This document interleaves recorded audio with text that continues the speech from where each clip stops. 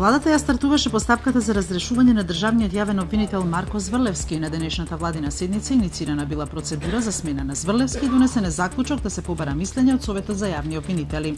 Премиерот Заев уште во првата изјава од назначувањето јавно го повика Зврлевски да си даде оставка. Лице со чекан попладнево нападнало полицаец пред црквата Нотр Дам во Париз, пошто лицето е рането и совладано од полицијата. За сега нема информации дали инцидентот се третира за тероризам.